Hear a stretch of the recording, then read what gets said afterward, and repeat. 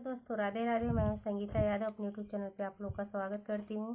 दोस्तों, आप लोग के बीच में आप लोग के बीच में विवाह गीत लाई हूं। कैसा लगे कमेंट बॉक्स में बताना। अच्छा लगे तो लाइक और सब्सक्राइब जरूर करना। रोई रोई बेटी पूछे सुना मोरे बाबा, कैसन केरी तरीवाज जी। रोई रोई बेटी पूछे सुना मोरे बाबा, कैसन केरी तरीवाज जी। मैया के कोखिया में दुई रे लड़िकावा, एक बहिन एक भाई जी। मैया के कोखिया में दुई रे लड़िकावा, एक बहिन एक भाई जी।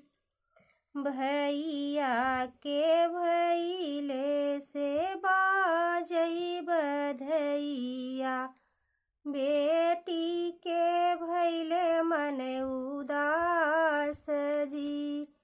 भैया के भैले से बाजई बधैया, बेटी के भैले मन उदास जी। भैया के राखई बा बेटा के राखई बाबा, अपने पजरवा, बेटी के भेज दूरी देश जी। बेटा के राखई बाबा, अपने पजरवा, बेटी के भेज दूरी देश जी।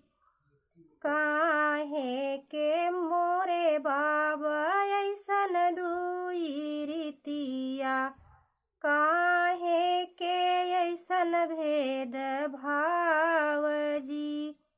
काहे के मोरे बाबा ऐसन दुई रीतिया, काहे के ऐसन भेद भाव जी। नाही मोरी बेटी बाटेन कौनो दुई रीतिया, नाही बाटे कौनो भेद भाव जी। नाही मोरी बेटी बाटे कौनो दुई रीतिया, नाही बाटे कौनो भेद भाव जी। तोहरे उज्जवल में बेटी बाजई बधैया, खुश रहे बाबा तोहार जी। तोहरे उज्जवल में बेटी बाजई बधैया, खुश रहे बाबा तोहार जी।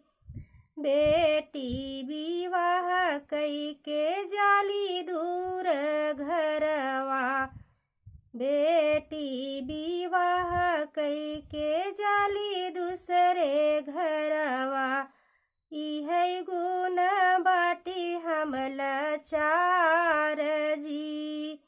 बेटी के जन्म से ऊंची बाप गड़िया, बेटी राखे दोनों कुल के मान जी। बेटी के जन्म से ऊंची बाप गड़िया, बेटी राखे दोनों कुल के मान जी।